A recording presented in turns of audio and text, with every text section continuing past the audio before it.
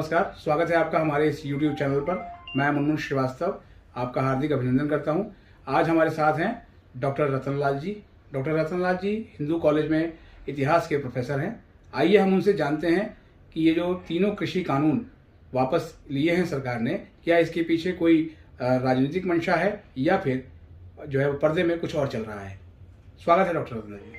शुक्रिया। और सबसे पहले तो आपको बधाई, आप हमारे पुराने मित्र हो और अम्बेडकरनामा के साथी भी को बता दूं कि मुनमुन श्रीवास्तव एकेडमिक कवर करते रहे दिल्ली यूनिवर्सिटी और काफ़ी खबर चलाते थे हम लोगों की। अब यूट्यूब चला रहे हैं, तो एक तो आपको पहले बधाई दे देता हूं और आप भी बधाई दीजिए। चलिए, आप जो सवाल पूछ रहे हैं, सवाल सरकार के पास ऑप्शन क्या था, ये इसका जवाब है। पहला, सरकार ये नहीं है कि पहली बार झुकी है और जब ये पावर में आए थे तो नया भारत होगा, नया सबका साथ सबका विकास होगा, तमाम जार्गन्स के साथ आए थे।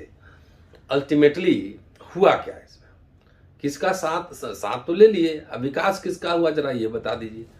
इतने दिनों में कभी मॉब लिंचिंग हो रहा है, कभी दलितों पे हमले हो रहे हैं, CA NRC लाया, आर्टिकल 370 आपने हटाया कि उसमें जमीन खरीदेंगे, सेब के बागान खरीदेंगे, शादी ब्याह होगा। तो सरकार को तो ये भी समीक्षा करना चाहिए कि आखिर 370 हटा तो कितने लोगों ने जाके बागान खरीदा, सेब का बागान खरीदा, खेत खरीदा, और कितने लोग वहाँ शादी करने गए, ये बताना चाहिए। CA NRC हुआ, आपने पास करा दिया, सब हस्ताक्षर भी हो गए, लेकिन अभी तक लागू नहीं कर पाए हैं। सुप्रीम कोर्ट में जब SC/ST एक्ट पे जो है जब आया उल्टा पुल्टा, जब जजमेंट आया, लोगों ने आंदोलन किया और उसकी वजह से सुप्रीम कोर्ट को अपना का जो निर्णय था उसको पार्लियामेंट में जो है उसके लिए कानून बनाना पड़ा, टर्न डाउन करना पड़ा सुप्रीम कोर्ट के निर्णय के। उसी तरीके से रोस्टर के मामले में भी हार हुई सरकार की।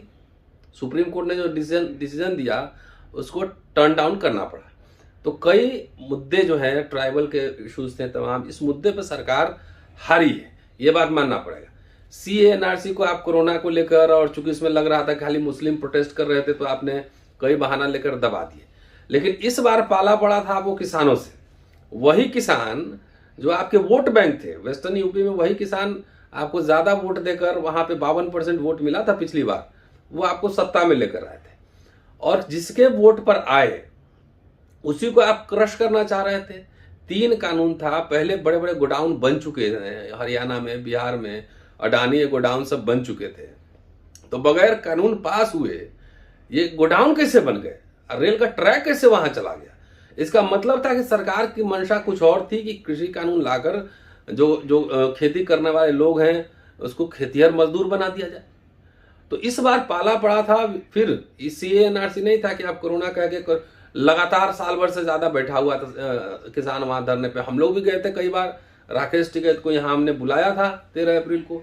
तो वो मजबूत लोग हैं, वो उनके पीछे बैकअप था, वो बैठे रहे और उसका रिजल्ट आपको कई चुनाव में दिख गया कि सरकार हारेगी। जरूर इनके पास इंटेलिजेंस रिपोर्ट होगा वहां से कि उत्तर प्रदेश में आप चुनाव हार सकते हैं, पंजाब में भी चुनाव है वहां भी हार सकते हैं। तो ये अचानक ऐसे ही वापस नहीं हुआ है।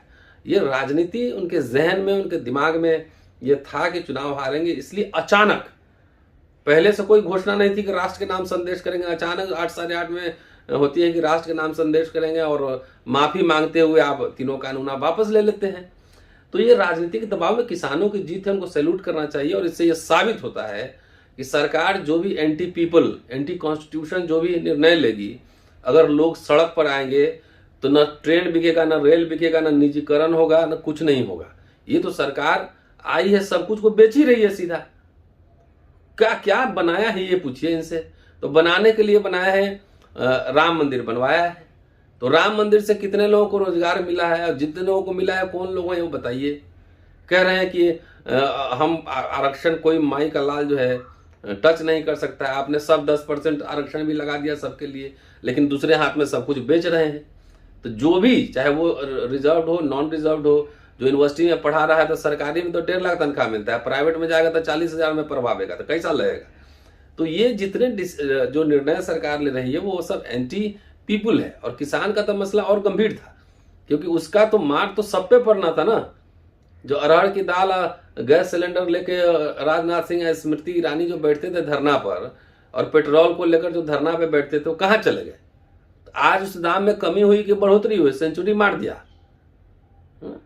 तो ये तो राजनीति से प्रेरित निर्णय ही है।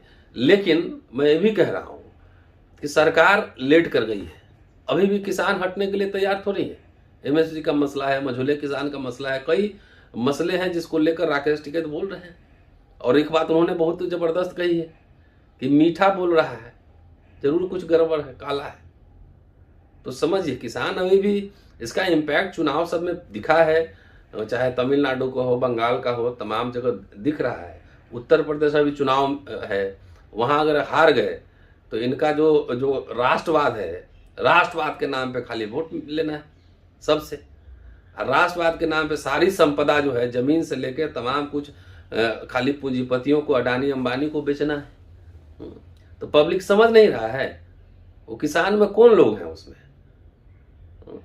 कितने लोगों को नौकरी मिला है, रोजगार मिला, आपको मिला नौकरी?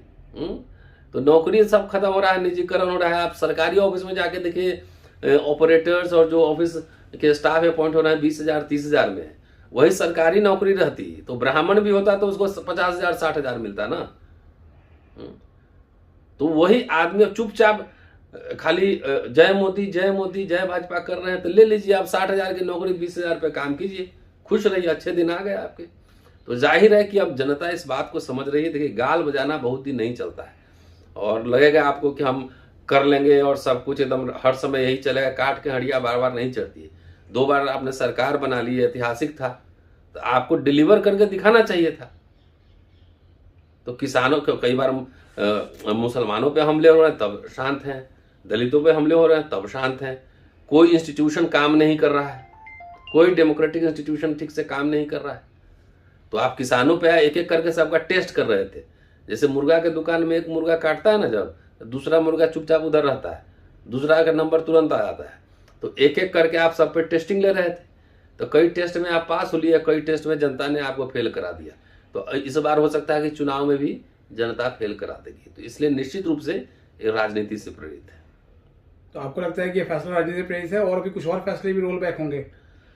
अब ये देखिए लोकशाही है, और लोकशाही में सरकारें खाली नहीं तय करेगी, जनता भी तय करेगा। तो अगर लोग आंदोलित होंगे तो जो रोजगार का मसला है, जो निजीकरण का मसला है, तमाम मसले हैं, ट्रेन बेच रहे हैं, तो सब कुछ खाली कांग्रेस को, जवाहरलाल नेहरू को गाली देने से रोटी सेक कितना दिन सेकोगे?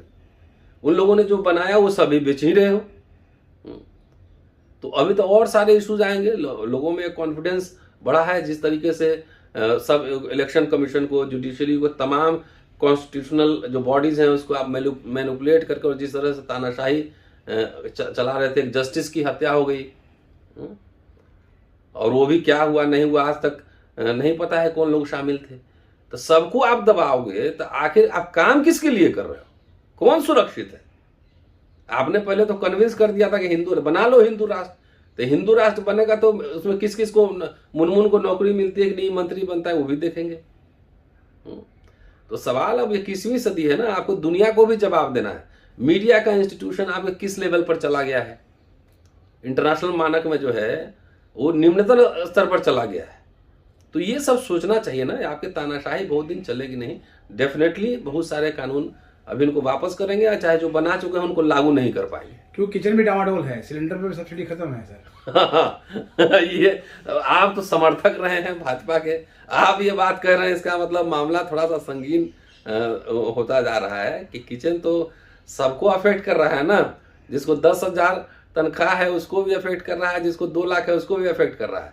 तो 2 लाख वाला आदमी तो मान लो मैनेज कर लेगा, लेकिन 10,000 15,000 20,000 जो कमा रहा है, 100 रुपए का पेट्रोल, 1,000 रुपया का सिलेंडर खरीदेगा, तो घर कैसे चलाएगा, बच्चा लोग को पढ़ाया लिखाएगा कैसे, वो तो सबको सोचना है। इसमें तो कोई एक जाति धर्म की बात नहीं है। ये हिंदू, ये थोड़े है कि हिंदू है मुनमुन श्रीवास्तव तो आपको 400 रुपये का सिलेंडर देगा, अब वसीम जो है मुसलमान है तो उसको 1200 का देगा, नहीं ना। तो हिंदू मुसलमान छोड़ो, सरहद पे तनाव है क्या, पता करो चुनाव है क्या। राहत इंदौरी साहब बोले थे, तो जब जब चुनाव होता है तो राष्ट्रवाद और तमाम हिंदू मुसलमान ये सब तय होता है। तो इस देश का मुसलमान को कहाँ भगा दीजिएगा? ये बताइए पहले कौन सा होमलैंड है उनका जहाँ भगाइएगा? सब यहीं का लोग है। तो उधर दलित लोग, मूल निवासी लोग कह रहा है कि ब्राह्मण्स गो बैक, यूरेशिया जाओ, हैं, कह रहे हैं ना भाई, नंद कुमार बघेल जो छत्तीसगढ़ सीएम के पिताजी हैं, वो गंगा से बोलगा भेज रहे हैं। लेकिन हमारी मान्यता है कि देश सभी जाति सभी धर्मों का है, सब लोग यहाँ रहते आए हैं, सदियों से रहते आए हैं। 1 वर्ष 2 वर्ष की बात नहीं थी। इनको इतना उकता किस बात के लिए गए? अरे सत्ता मिली है तो सत्ता को पचाइए। जो सत्ता को पचाता है वही लंबे समय तक टिकता है। अदरवाइज अहंकार जो है ना, वो बड़े से बड़े तानाशाह को ले डूबता है। समझ रहे हैं? तो एक दूसरे का सम्मान करना चाहिए। क्राइम हो रहा है, अगर मॉब लिंचिंग हो रहा है, दलितों पे हत्याएं हो रही हैं, मर्डर हो रहे हैं, बलात्कार हो रहे हैं, तो इमीडिएट एक्शन लीजिए ना।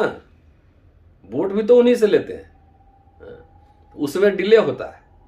तो ये सब तमाम मसले हैं और जनता जाग रही है। 5 साल 7 साल पहले वाली बात नहीं है। अब इस बार जो है सब जगह दिख रहा है। वो दीदी खेला होवे कर दिया उधर टाइम टाइम, इतने पैसे लगाए थे, खरीद फरोख्त हुआ था, मैनेजमेंट हो रहा था, तो फुटबॉल खिला दी एक ही पाँव से। तो हो सकता है यूपी में भी इनको जो है ना खदेड़ा होवे होगा। तो ओम प्रकाश राजभर कह ही रहे कि अब वहाँ खेला हुआ, यहाँ खदेड़ा होगा। तब सोच लीजिए क्या होगा। इसीलिए जनवादी तरीके से जो काम करता है वही लंबे समय तक टिकता है। तानाशाहों की सरकार टिकती नहीं है। ये चुनाव से डर के, अरे आपको तो फुल मेजोरिटी में थे, तो काहे के लिए वापस किए? किसान कहाँ हटने के लिए तैयार थे, कहाँ हट रहे हैं? तो ये तो आर पार की बात हो ही गई है ना। शुक्रिया, थैंक यू, बहुत बहुत धन्यवाद सर।